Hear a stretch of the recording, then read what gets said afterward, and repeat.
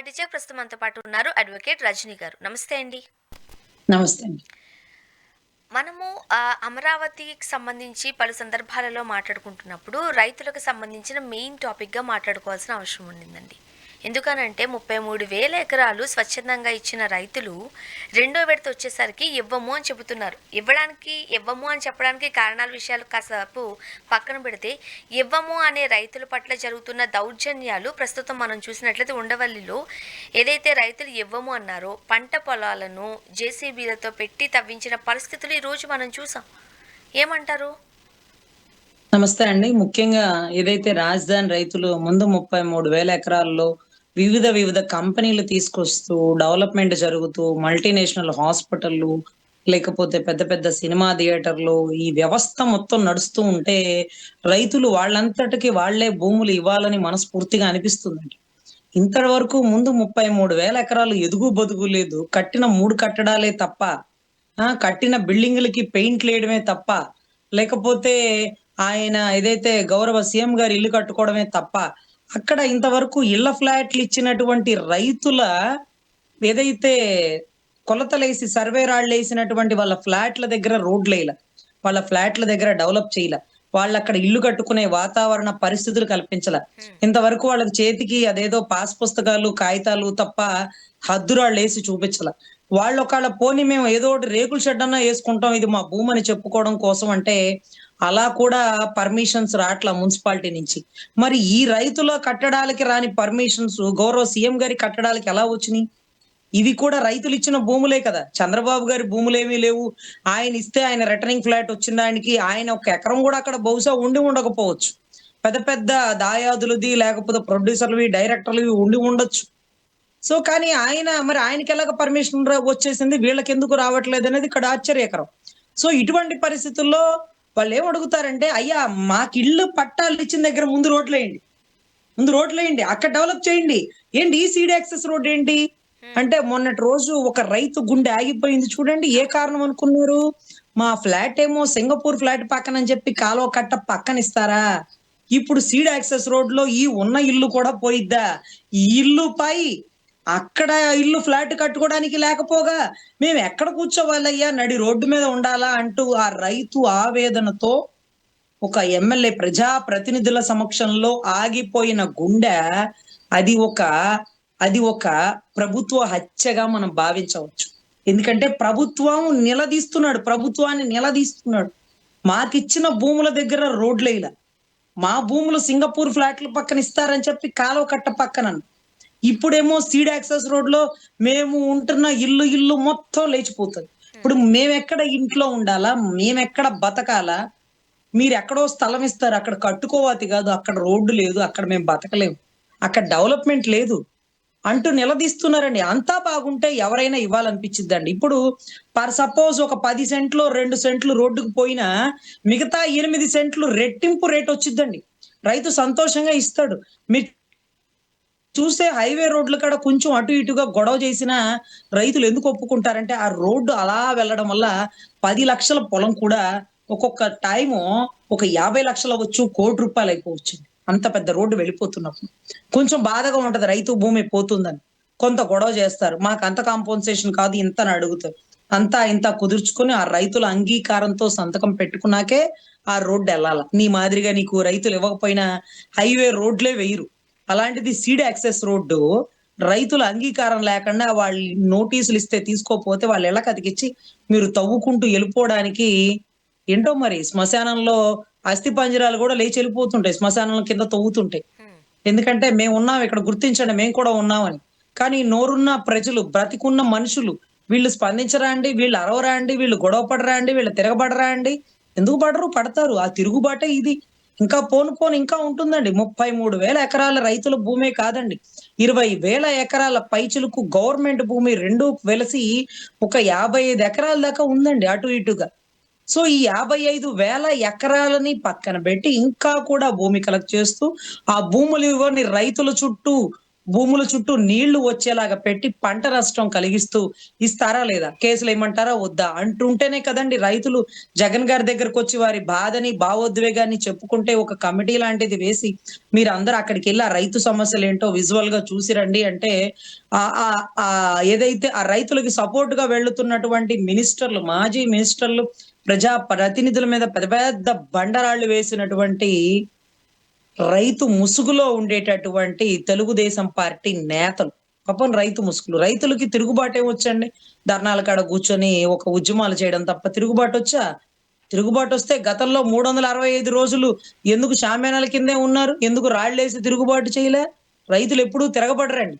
రైతులు వాళ్ళ బాధని, భావోద్వేగాన్ని ఉద్యమ రూపంలోనే చూపిస్తారు.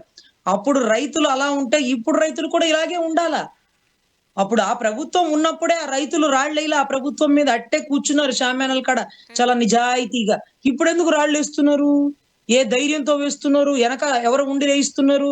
రైతు ముసుగులో ఉండేటువంటి టీడీపీ నేతలు విజువల్‌లో పడ్డారు కదా! ఇంకా కూడా హోమ్ మినిస్టర్ గారు మరి హోమ్ మినిస్టరో, హెచ్ఎమ్మో, హెడ్ మాస్టరో మరి ఆవిడకే తెలియాలి. ఆవిడంటది ఎవరు రాళ్ళేసినారో, ఎవరు రాళ్ళేసినా రెచ్చగొట్టారో, ఎవరు రాళ్ళు, కోడిగుడ్లు వెహికల్‌లో తీసుకొని వచ్చినారో ఇవన్నీ పోలీసులు చూసుకుంటారులెండి. అన్ని పోలీసులు చూసుకుంటారేటైతే తమరు రాజీనామా చేసేయండి. వాళ్ళకి తెలుసు కదా! వాళ్ళు చూసుకుంటారు గదా! అరె! ఇది తప్పు, ఇది ఒప్పు, ఇది తప్పండి. రైట్ టు మూవ్‌మెంట్ అనేది రాజ్యాంగం ఇచ్చిన హక్కండి. ఎవరు ఎక్కడికైనా వెళ్ళొచ్చండి. వాళ్ళనలా నిరాకరించకూడదు. వాళ్ళ మీద అలాగా మీరు రాళ్ళేసి తిరుగుబాటు చేయకూడదు. ఇది దౌర్జన్యం అవుతది అని అనాలండి. ఎందుకంటే గతంలో మీకు గుర్తుందో లేదో 2014, 19 మధ్యలో అనుకుంటా అండి. ఏదైతే చంద్రబాబు గారు, పవన్ కళ్యాణ్ గారు కలిసి ప్రయాణం చేసి గెలిపించిన ప్రభుత్వాన్ని తిరుగుబాటు చేసినారండి పవన్ కళ్యాణ్ గారు కూడా. పెనుమాక యాత్ర చేసొచ్చారు. అప్పుడు మరి పవన్ కళ్యాణ్ గారి మీద రాళ్ళేసినారా? మరేయలేదే. అదేం అండర్‌స్టాండింగు? ఆయన కూడా రాజధాని రైతుల మీద తిరుగుబాటు చేసినారు కదా! ఆయన మీద పెద్దగా రాళ్ళు, గీళ్ళు ఏమి వేయలేదండి. ఆయన ధర్నాలు చేసినాడు, ర్యాలీలు చేసినాడు. ఆయన వరకు పర్మిషన్ ఇచ్చారు. అదేం కో అండర్‌స్టాండింగో మరి నాకైతే తెలీదు. హ్మ్. ఇక్కడేంటో సమస్య తెలుసుకోవడానికే పోతున్నారు. తిరుగుబాటు కూడా కాదు. ఇక్కడ ఇంత పెద్ద పెద్ద పెద్ద పెద్ద పెద్ద బండరాళ్ళండి. రాయి అంటే ఎంత సైజు ఉంటది. ఇది పెద్ద బండరాయి అంటారండి. అంతంత సైజు రాళ్ళేశారు. ఇది పూర్తిగా ఖండించదగింది. ఇలాంటివి తిరుగుబాటుగా భావించాలి. చాలా బలమైన కేసులు, చట్టాలు అక్కడ మహిళా ఇవన్నీ వాడాల్సి రైతులను ఉంటదండి. కూడా చూడలేదు. నోటీస్ ఇచ్చారు. ఇప్పుడు వాళ్ళ భూములు వాళ్ళకిష్టమైతే ఇస్తారు, లేపోతే లేదు. సో, నోటీసులు ఇవ్వడాన్ని ఎలా చూడాలి? మహిళా రైతులను కూడా చూడకుండా అక్కడ ఒక ఇబ్బందికరమైన వాతావరణాన్ని సృష్టించడాన్ని ఎట్లా చూడాలి? ఒకటండి. రైతుల్లో మరి మహిళా రైతులు, మగ రైతులు ఇన్ని రకాల తేడాలుండవు గానీ, పాపం మహిళలేంటంటే భూములు వాళ్ళ పేరుతో ఉంటుంటాయి. ఇంకొకటేంటంటే, ఆ భూములతో గొప్ప కనెక్షన్ ఉంటుందండి వాళ్ళకి. హ్మ్. భూమిని అమ్ముకోవడం అంటే, భూమిని సెంటిమెంట్‌గా నమ్ముకునే చూస్తారు. ఎగ్జాక్ట్‌లీ. భూమిని నమ్ముకునే రైతులు భూమిని అమ్ముకోవడానికి కూడా ఇష్టపడరండి. ఒక పశువుని అమ్మాక, ఒక భూమిని అమ్మాక ఆ రైతు గాని, ఆ వ్యక్తి గాని చాలా భావోద్వేగానికి గురవుతాడండి. ఒక పశువు అమ్మకానికి పంపించిన రైతు కూడా చాలా రోజులు అన్నం తినడండి. అలాంటి బాధ, భావోద్వేగాలు భూమిని అమ్ముకున్నప్పుడు కూడా బిడ్డల అవసరాల నిమిత్తమే తప్ప ఎప్పుడు కూడా అమ్మాల్సిన పరిస్థితులు బహుశా రాకపోవచ్చండి వాళ్ళకి. అటువంటి భూమిని బలవంతంగా తీసుకోవడం అంటే, అంటే అంటే సీడ్ యాక్సెస్ రూట్‌కి తీసుకోవచ్చు. కానీ చర్చల అనంతరమే తీసుకోవాలి. హ్మ్. చర్చించకుండా ఇలాగా, ఇలాగా ఏదైతే అధికార మదంతో చేయడం అనేది తప్పండి. కూర్చొని మాట్లాడుకోవాలి. వాళ్ళేదో అడుగుతున్నారు. వాళ్ళు, వాళ్ళు కనెక్షన్ అడుగుతున్నారండి. అంటే ఈ రోడ్డెయ్యాలంటే ఆ రోడ్డెయ్యాల. ఇక్కడ డెవలప్‌మెంట్ చూపించాలంటే మాకు డెవలప్‌మెంట్ చేయాలంటారు. మీకు డెవలప్‌మెంట్ ఆయన చేయడయ్యా. ఆయన డెవలప్‌మెంట్ ఆయన చేసుకుంటాడు. ఈ రోడ్డు కాంట్రాక్ట్‌లోనే ఆయన డబ్బులు మిగులుతాయి. మీ రోడ్డు కాంట్రాక్ట్‌లో మిగలవు. ఇప్పుడు వచ్చేది వర్షాకాలం అండి. రానున్న రోజుల్లో ఖజానాలో డబ్బులు లేకపోతే ఎటువంటి పరిస్థితిని ఎదుర్కొంటామంటే మనం చూడలేమండి. ఈ రాష్ట్ర పరిస్థితి ఎటుగా వెళ్తుందో మనం ఊహించజాలంది. ఎందుకంటే ఒకవేళ వర్షం వచ్చి బాగా మునిగిపోయే పరిస్థితులుంటాయి. పంట నష్టం, పశు నష్టం, ఆస్తి నష్టం, ప్రాణ నష్టం వీటన్నిటికంటే మించి పని చేయాల్సినటువంటి యంత్రాంగం, కరెంటు, డబ్బులు, అప్పటికప్పుడు పేదలకి పునరావాసాలు, ఆహార పరిస్థితులు, అప్పటికప్పటికి నదిలో పడిపోయిన వాళ్ళని కాపాడడానికి ఎగిరే విమానాలు, ఇవన్నీ కూడా ఎంత యంత్రాంగం వచ్చే వర్షాకాలంలో పని చేయాల్సి ఉంటుందో భగవంతుడా, వరుణ దేవుడా కరుణించు నాయనా మా రాష్ట్రాన్ని, మమ్మల్ని, మా పరిస్థితుల్ని అనే పరిస్థితికొచ్చేసిందండి. నాకైతే ఊహించుకుంటే చాలా వర్ణనాతీతం. చిన్నపాటి వర్షానికే రోడ్లు బ్లాక్ అయిపోయి ఇటు రోడ్డు రావాతి కాదు, అటు రోడ్డు పోవాతి కాదంటే అటు వాళ్ళ పరిస్థితేంటి? పోయినసారి వర్షం కుంభ వర్షం వస్తే పశువులకి గడ్డి దొరక్కపోతే అటు పాలకొల్లు, భీమవరం నుంచి మా జనసేనకి సంబంధించిన వాళ్ళు ఎంతోమంది లారీలు గడ్డి పంపించారండి. మనుషులంటే ఏదో ఒకటి తిని బతుకుతున్నారు.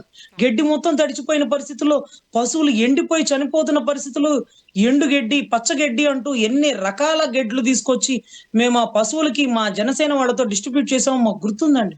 అసలు ఊరికి సంబంధాలే లేవండి. అసలు డాక్టర్ అవసరం ఉంటే పశువుకుంటుందా? మనిషికుంటుందా కూడా అర్థం కాని పరిస్థితులు.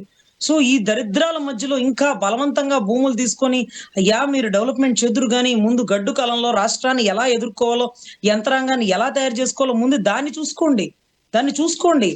సో, ఇది ఖచ్చితంగా మనం ఏదైతే రైతుల దగ్గర నుంచి కలెక్ట్ చేసే భూముల మీద పెట్టే శ్రద్ధ, రానున్న వర్షాకాలంలో యంత్రాంగం మీద కూడా ఒకడు ఆలోచించాల్సినటువంటి పరిస్థితయితే ఉందని నేనైతే చెప్తున్నానండి.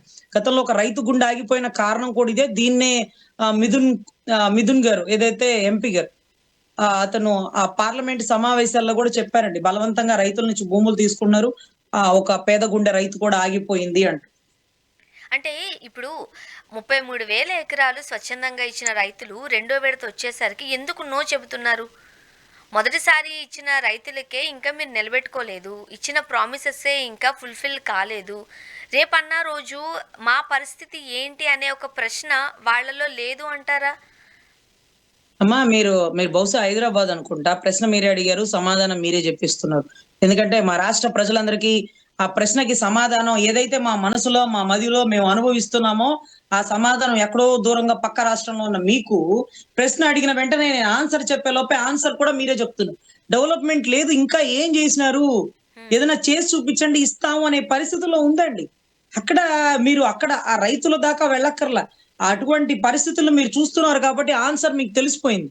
సో, ఇది పదే ప్రశ్నించుకునే కొద్దీ అనుభవజ్ఞుడు ఇదా జేసినది. సంపదను సృష్టిస్తానన్న వ్యక్తి ఏం జేస్తున్నాడు? సీడ్ యాక్సెస్ రోడ్‌లో కాంట్రాక్టర్లు నీకెంత? నాకెంత? ఈ రోడ్డేస్తేనే మిగులుతుందేమో చచ్చి. సో, ఇటువంటి కాంట్రాక్ట్‌లో కూడా అదే చెప్తున్నారు కదా! మిథున్ గారు. 4,500 చదరపడుగులకి పార్లమెంట్ భవనానికి కన్‌స్ట్రక్షన్‌కైతే 2 సంవత్సరాల్లో అసెంబ్లీ భవనం ఏదైతే తెలంగాణది పూర్తయితే ఇంకా ఇన్ని సంవత్సరాలు ఆయన 5 ఏళ్ల పరిపాలనలో కూడా టెంపరరీది కట్టకపోతే నా 5 ఏళ్లు ఉన్నాడు కదా! పర్మనెంట్‌ది కట్టేయచ్చుగా. టెంపరరీది ఎందుకు మళ్ళీ? 2 ఏళ్లలో టెంపరరీది పూర్తవ్వదా? ఈలోపు యంత్రాంగం ఎక్కడో చోట ఉండి పనిచేసేది కదా! టెంపరరీదొకటి, పర్మనెంట్‌దొకటి, మళ్ళీ టెంపరరీ ఖర్చు, పర్మనెంట్ ఖర్చు. అది కూడా 10,000, 12,000, 14,000 బుర్జ్ ఖలీఫా కూడా కట్టడానికి అయ్యే ఖర్చు లేదు అంటే 20,000 దాకా ఎళ్ళిపోయింది చదరపడుగులు. ఏమంటే అదిరిపోయే అమోఘమైన డెవలప్‌మెంట్‌లా అయ్యా? అయ్యా నిలువు నీడ లేని పరిస్థితి. వర్షం వస్తే ఎట్లా ఉంటదో నీ కుర్చీ కిందకి నీళ్లొస్తాయని కల్వకుంట్ల కవిత గారు పాపం తెలంగాణ వాసు. ఇదిగో ఈ యాంకర్ గారు కూడా తెలంగాణ వాసులు. వీళ్ళందరూ కూడా రాష్ట్ర పరిస్థితి అర్థమైపోతుంది. రాష్ట్ర ప్రజల ఆవేదన పక్క రాష్ట్రం వాళ్ళకే అర్థమవుతుందంటే, ఈ రాష్ట్రంలో పనిచేస్తూ అనుభవజ్ఞులైన మీకు ఎందుకు అర్థం కావట్లేదో నాకైతే తెలియట్లేదండి. అయితే కొంతమంది అంటే ఏపీకి సంబంధించిన కొంతమంది నేతలతో మాట్లాడినప్పుడు వాళ్ళొక కొన్ని వ్యాఖ్యలు చేశారు. అవి మీ ముందుకు తీసుకొస్తాను. ఎందుకంటే మీరు ఆ పరిసర ప్రాంతాల వారు కాబట్టి మీరొకసారి చెప్పండి. అక్కడ రైతులు ఎవరైతే ఉన్నారో వాళ్ళు రెండో విడత కూడా మేము భూములు ఇచ్చేస్తామని అంటున్నారు. బట్ ఒక 10 లోపే రైతులు వైసీపీకి చెందిన వాళ్ళు అందుకోసమే వాళ్ళు మేము ఇవ్వము అని మోకాలు అడ్డుతున్నారు తప్ప రెండో విడతలో కూడా రైతులు భూములు ఇవ్వడానికి సిద్ధంగా ఉన్నారు. ఇదంతా వైసీపీ కావాలని చేయిస్తోంది అనేది మేము విన్నాం. నిజమా అండి? ఆ పరిస్థితులు ఉన్నాయా? ఏవండీ అటువంటి పరిస్థితులుంటే, ఆ భూములిచ్చే రైతులు కూడా అందరూ చదువుకున్న వాళ్ళేనండి. వాళ్ళు చదువుకోకపోయినా వాళ్ళ బిడ్డలు చదువుకున్న వాళ్ళు. అక్కడ 33,000 ఎకరాలు కాదండి. 54,000 ఎకరాలు. దాంట్లో రాజధానిలో కట్టిన 3 కన్‌స్ట్రక్షన్‌లు, సెక్రటేరియట్, సచివాలయము, ఏదైతే హైకోర్టు భవనాలు అక్కడక్కడ కడుతున్న బిల్డింగ్. ఇవన్నీ ఒక 10,000 ఎకరాలు తీసేయండి. ఇంకా 44,000 ఎకరాలు ఏమీ లేవు. ఇంకా గూడా భూములివ్వడానికి ముందుకొచ్చే రైతెవరో మాకైతే తెలియట్లా. అంటే ఒకటే అండి. ఇక్కడ పని చేస్తుంది ఒక మీడియా అయితే, అక్కడ పని చేస్తుంది ఒక 15 సోషల్ మీడియా రకాలు. 3 ఒక పెద్ద మీడియాలు. ఈ పెద్ద మీడియాలో రైతుల ఆవేదన చూపనివ్వరు. అసలు పెద్ద వ్యక్తులండి. కేంద్ర మంత్రి అనుకుంటా పెమ్మసాని చంద్రశేఖర్ గారు. రోజుకొక కాన్స్టిట్యుయెన్సీలో ఒక ఏరియాలో కూర్చుంటున్నారు. ఆ రైతుల సమస్యలు అర్థం చేసుకుంటున్నానంటున్నారా? లేకపోతే బలవంతంగా భూములివ్వమని బెదిరిస్తున్నారా? లేకపోతే ఆయన వెళ్ళే వరకు ఇవ్వమంటూ, ఆయన వెళ్ళే వరకు ఇస్తానంటూ, ఆయన వెళ్ళొచ్చాక ఇవ్వలేనంటూ మరి ఎందుకు ఇన్ని రకాల మాటలు, భావోద్వేగాలు? బయటకు వస్తున్నాయో అర్థం కాలేదండి. ఎందుకంటే మీడియా లేనిదే అక్కడ ఏం జరుగుతుందో ఎవరికీ అర్థం కాదు. బహుశా మీడియా నోరు నొక్కేస్తే అక్కడ బాధ, భావోద్వేగం అనేది బయటికి రాదేమో అనిపించడానికి ఇదొక తార్కాణం అండి. సో, ఎనీవే అంతగా భూములిచ్చే రైతులు అసలు మావి గన్ అని చెప్పాక కూడా రైతులు భూములిస్తారా అండి? హ్మ్. అంటే అవతల వాడు మొండోడని తెలుసు, కట్టనన్నాడని తెలుసు. ఈ 29 గ్రామాలకే అర్థం గాని పరిస్థితులు ఉంటే మనం పోయి ఇరుక్కుంటామా? అనడానికి చెక్ పెట్టడానికే ఆయన కన్‌క్లూడెడ్‌గా చెప్పేసినాడు. మా విగన్ అనేవాళ్ళు నాకు ఓటేయండి. అమరావతి కావాలనేవాళ్ళు ఆయనకు ఓటేయండి. ఓడిపోయినా పర్లేదు. నా నా విజన్ ఇంతే అని ఓపెన్‌గా చెప్పేసినాడు. అతననుకో గెలిస్తే మా విగనే. ఈ 33,000 ఎకరాల రైతులు భూములిచ్చిన వాళ్ళ పరిస్థితి ఏంటి అంటే, ఆ 33,000 ఎకరాల భూములిచ్చిన రైతుల ఓటింగ్ ఎంత? ఎంతమంది ఇచ్చారు? అవును. దాంట్లో పేద రైతులు ఎంతమంది? పెద్దోళ్ళు ఎంతమంది? పెద్ద పెద్ద సామాజిక వర్గం వాళ్ళు ఎంతెంత మంది? అదే కదా పవన్ కళ్యాణ్ గారు అంటారు. బ్రహ్మం గారి కాలజ్ఞానంలాగా ఆయన. 1500 ఎకరాలు చాలు. ఇంక అంతకు మించి రాజధానికి భూములక్కర్లేదు. ఇదొక పెద్ద సామాజిక వర్గం సంబంధించినటువంటి ఈక్వేషన్స్. ఇదొక గేటెడ్ కమ్యూనిటీ లాగుంటది. దీంట్లో అన్యులు రాలేరు. వస్తే రాళ్ళిసురుతారు అని ఆయన ముందే చెప్పినారండి. అదే జరిగింది. ఆయన కాలజ్ఞానానికి అతీతుడిలాగా అనిపిచ్చాడు. సో, ఎనీవే ఇదంతా నిజమా? అబద్ధమా? అంటే మావిగన్ వర్సెస్ అమరావతి అని మరొక్కసారి చెప్తున్నారు కాబట్టి ఇంకా భూములిచ్చేవాళ్ళు ముందుకు రారు. కానీ అలా వస్తున్నారంటే బలవంత పెట్టి, భయపెట్టి బహుశా. అండ్ మరోపక్క ఉద్యోగులు బయటకొస్తున్నారు, రైతులు బయటకొచ్చారు. అండ్ ఆక్వా రైతులు కూడా తమ సమస్యలను వెళ్ళబుచ్చుకున్నారు. ఈ నెల 15వ తారీఖున జగన్మోహన్ రెడ్డి గారు భీమవరం వెళుతున్నాను ఆక్వా రైతులను పరామర్శించడానికి, వాళ్ళ కష్టాలు తెలుసుకోవడానికి అన్నప్పుడు కూటమి ప్రభుత్వం పర్మిషన్ ఇవ్వట్లేదు. సో, ఒకవేళ మీరు హెలిప్యాడ్‌కి కనుక అనుమతి ఇవ్వకపోతే జగన్మోహన్ రెడ్డి గారు రైల్‌లోనన్నా వెళ్తారు, ట్రైన్‌లో వెళ్ళన్నా సరే వాళ్ళని పరామర్శిస్తారు అంటున్నారు వైసీపీకి చెందిన నేతలు. అవునండి. నాకు తెలిసి అట్లాంటప్పుడు రైల్వే స్టేషన్ దగ్గర ఆపేస్తారేమో ఆయన్ని. చూడాలి. ఎందుకంటే రైతుల సమస్యలు తెలుసుకోవాలంటే ఆయన ఆయన కోటలో ఉంటే అర్థం కాదు కదండీ! రాజు ఎవరైనా సరే ప్రజల మధ్యలోకెళ్ళి ప్రజాస్పందన, ప్రజా ఆవేదన, ప్రజా భావోద్వేగం అనేది తెలుసుకోవాలి కాబట్టి ఆక్వా రైతులు సమస్యలంటే ఆ రైతుల దగ్గరకు వెళ్ళాలాయన. అంతేగాని ఇక్కడ కూర్చొని అంత విశ్లేషణ చేయలేడు కాబట్టి నేను వెళ్ళాల్సిందే ఆక్వా రైతుల సమస్యలు వాళ్ళంటూ నా దగ్గరకొచ్చారు కాబట్టి వాళ్ళ సమస్య తెలుసుకోవడానికి నేనే వెళ్తా. మామూలుగా అయితేనండి దీనికొక కమిటీ వేసి పంపించేవాళ్ళు. అలా కమిటీ వేసి పంపిస్తే వాళ్ళ మీద పెద్ద పెద్ద బండరాళ్ళేస్తున్నారు. ఎంత రాళ్ళేస్తారు? ఎవరి మీదేస్తారు? ముందు నా మీద వేయండి. తర్వాత నా మినిస్టర్‌ల మీద. ముందు నేను అని చెప్పి ముందుకొస్తున్నారు. ఇది పోరాడే హ్మ్. పటిమ పటిమ ఉండేవాడి లక్షణం.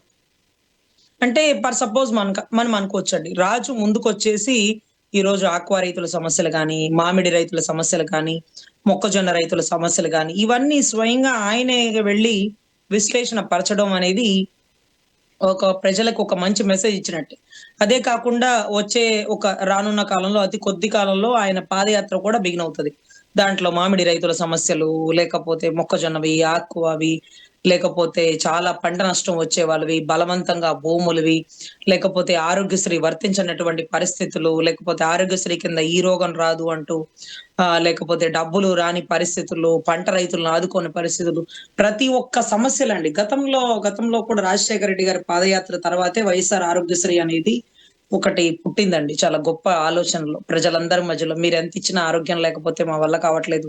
డబ్బులన్నీ రోగాలకే పెట్టేస్తున్నాం. వైద్యం చేయించుకునే ఆర్థిక పరిస్థితి మా దగ్గర లేకపోతుందంటే, మీరు ఎంతైనా కష్టపడండి, దాచుకోండి. కానీ రోగానికి పెట్టకండి అంటూ డబ్బున్న వాడితో సరిసమానంగా పేదవాడికి మంచి ఆరోగ్యాన్ని అందేలాగా పెట్టినటువంటి ఆరోగ్యశ్రీ. ఆయన మానస పుత్రిక అని అనుకోవాలండి. అదే మాదిరిగా ఈరోజు ఆక్వా రైతుల కోసం భీమవరం ఆయన ఎళ్ళడాన్ని వీళ్ళు అడ్డగించినప్పటికీ ఆయన వెళ్ళేదే. ఈసారి రాళ్ళేయడానికి ఎవరు ముందుకొస్తారు? లేకపోతే తిరుగుబాటు చేయడానికి ఎలా ముందుకొస్తారు? అయితే ఎటువంటి పరిస్థితులు ఎదుర్కొంటారు? ఆయన సైన్యమేమి చూస్తూ ఊరుకోదు కదా! ప్రతిసారి నోరు మూసుకోనండి రాళ్ళిసిరేస్తే వెనక్కి రారండి. 4 దెబ్బలు తిన్నా ప్రజల్లోకి వెళ్ళిపోతారు. సమస్యలను తెలుసుకుంటారు. ఇదే కదా స్పందన. ఎంతమందిని అరెస్ట్ చేస్తారు? ఎన్ని జైళ్ళలో వేస్తారు? ప్రజలు మాకు సమస్య ఉందంటేనే మనం అక్కడికెళ్తున్నాం. సమస్యలు లేకుండా మీరు చూసుకోండి వాళ్ళు రావాల్సిన అవసరం ఉండదు. ఓకే. సమస్యలు మీరు క్రియేట్ చేస్తూ వాళ్ళని రాకూడదు అంటే అది తప్పు కదా! గతంలో ఎక్కడ సమస్యుంటే అక్కడ పవన్ కళ్యాణ్ గారు ఎళ్ళేసి అదేంటి వైజాగ్‌లో అక్కడ ఏదైతే హరిత రిసార్ట్స్‌కి ఎక్కి ఇదిగో అక్కడేదో కడుతున్నాడు నన్ను చూడనివ్వట్లేదు అంటాడు. ఇక్కడికెళ్ళి అదేంటది ఏదో కరెంట్‌కి సంబంధించిన పవర్ ప్లాంట్. పవర్ ప్లాంట్ భూముల దగ్గరికెళ్ళి, ఆ పవర్ ప్లాంట్ భూములు పేదల నుంచి తీసేసుకున్నారు అంటే, బయటికి ఎంఆర్ఓ గారొచ్చి, "ఆ పవర్ ప్లాంట్ భూములు అలా కాదు తీసుకోలేదు. అవి గవర్నమెంట్ భూములు కాదు. పేదలు ఇష్టంగా ఇచ్చినటువంటి భూములు. వాళ్ళ దగ్గర నుంచి కొనుక్కున్నారు. అది లీగలైజ్డ్" అంటూ వాళ్ళు స్టేట్‌మెంట్ ఇచ్చారు. అంటే ఎక్కడ అన్యాయం జరిగితే గతంలో అక్కడికి పవన్ కళ్యాణ్ గారు వెళ్ళే అవకాశాన్ని ఆయన కల్పించాడు. కర్నూలులో కవాతులు చేశాడు. సుగాలి ప్రీతి గురించి ప్రశ్నించాడు. ఇలాగ గతంలో ఇతను మాజీ ముఖ్యమంత్రిగా ఉన్నప్పుడు 2 చోట్ల ఓడిపోయిన వాడికి అన్ని అవకాశాలు కల్పించి అతను ఎక్కడికంటే అక్కడికి వెళ్ళే స్వేచ్ఛనిచ్చినప్పుడు, ఇతను 151 సీట్లతో ఎవరి సహాయం లేకుండా అయినటువంటి ముఖ్యమంత్రి. 11 సీట్లు అయ్యుండొచ్చు గానీ 40% ఓటింగ్ ఉన్నటువంటి మాజీ ముఖ్యమంత్రి. ఇతనికిచ్చే విలువ ఇతనికివ్వాల్సిందే. ఇతనికుండే హక్కులు ఇతనికుండాల్సిందే. అది మీరు బలవంతంగా లాక్కోవచ్చేమో గానీ ప్రజల దగ్గర నుంచి తగ్గదండి. మీరెప్పుడైతే ఆయన వెనక్కి లాగుతారో 10 అడుగులు ముందుకు వేస్తాడాయన. సో, దయచేసి ఆయన హక్కులు ఆయన కల్పించి ప్రతి సమస్యని తెలుసుకునే అవకాశాన్ని ప్రతిపక్ష నేతగా ఆయనకివ్వాల్సిందే. మరి సమస్యలు ఎవరితో చెప్పుకుంటాం? ఈరోజు రాజధాని రైతుల సమస్యలు పవన్ కళ్యాణ్ గారికి చెప్పుకోండి మొర్రో అంటే మేము వెళ్ళము.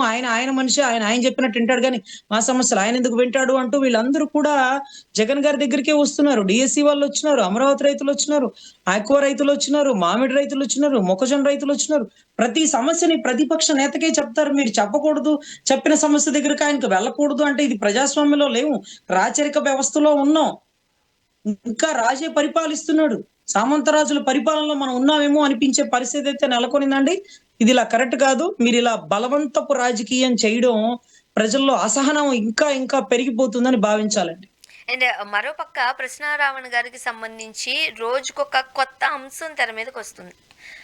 ఇమిటేట్ చేశారు కాబట్టి ఆయన అరెస్ట్ చేస్తున్నాం అన్నారు. బెయిల్ ఇచ్చారు. తర్వాత ఉపా చట్టం పెట్టారు. తర్వాత రాసలీలలు ఉన్నాయి. ఆ ఫోన్ అంతా న్యూడ్ ఫొటోస్ ఉన్నాయి. కొంతమంది మహిళలతో అసభ్యంగా ప్రవర్తించారు అని అన్నారు. మరోపక్క మత విద్వేషాలు రెచ్చగొట్టేలా ఉన్నాయి. 1,50,000 ఆయన అకౌంట్లో పడుతుంది కాబట్టి ఇప్పుడు అకౌంట్ను ఫ్రీజ్ చేయడం వరకు వచ్చింది. అసలు పనిచేస్తాయంటారా మీరు? ఇలాంటివన్నీ కోర్టులో చెల్లుబాటు అవుతాయా? పెద్ద పెద్ద మీడియా వ్యవస్థలకండి తెలుసుకోవాల్సిందేంటంటే, ఊపా చట్టంలో ఒక ఫోన్ సీజ్ చేసినా, ఒక ల్యాప్‌టాప్ సీజ్ చేసినా, అతని దగ్గరుండే ఏ ఐటెమ్ సీజ్ చేసినా, ఏమి సీజ్ చేసినయి, దాంట్లో ఏమున్నయని ఏ మీడియా వాడికి తెలీదండి. హ్మ్. తెలియకూడదు కూడా. తెలియకూడదు. ఎందుకంటే, ఎందుకంటే సీజ్ చేసేది పోలీసోడు కాదండి. సీజ్ చేసేది కోర్టు. ఈ ఫోన్ ఎక్కడుంటది? కోర్టు దగ్గరుంటది. కానీ ఏంటంటో అతనెవరు ఆయన 'మహాన్యూస్' వంశీ గారు. ఆయన ఆయన ఏం చదువుకున్నారో, ఎక్కడ చదువుకున్నారో నాకైతే తెలియట్లా. ఈ ఫోన్‌లో ఇంకా బయటకొస్తున్నాయండి వీడియోస్ అంటాడు. అంటే వీడియోస్ ఎలా బయటకొస్తున్నాయి? కోర్టోళ్ళు నీకేమన్నా ఇస్తున్నారా? ఇదిగో ఫస్ట్ వీడియోలో ఇదుంది. ఇది పబ్లిష్ చేయండి. రెండో వీడియోలో ఇదొచ్చింది చూపించండి. ఎవరు నువ్వు? ఆ వీడియో అంట పోలీసోళ్ళు చూడగా ఆడపిల్లలు మైనర్ పిల్లల మీద దాడులున్నాయంట దాంట్లో. ఒరేయ్! నిజంగా మైనర్ పిల్లల మీద దాడులున్నా, ఉగ్రవాద సంస్థలతో సంబంధాలున్నా, ఏ ఒక్క విషయాన్ని కూడా మీడియాకి బయటకు తీసుకొస్తే, ఏ అధికారైనా సరే ఉద్యోగం సస్పెండ్ అయిపోతుంది. అది ఉపమా చట్టం కాదు. ఉపా చట్టం. అన్‌లాఫుల్ ప్రివెన్షన్ యాక్ట్ అది. ఇంత బలమైన చట్టంలో ఉగ్రవాద సంస్థలతో సంబంధాలున్నాయేమో, ఆ మైనర్ పిల్లలు ఉగ్రవాదులేమో, వాళ్ళ విషయాలు నాకు మీడియాలో బయటకొచ్చినియి. మైనర్ బిడ్డలతో లైంగిక అబ్బబ్బబ్బబ్బబ్బబ్బబ్బా!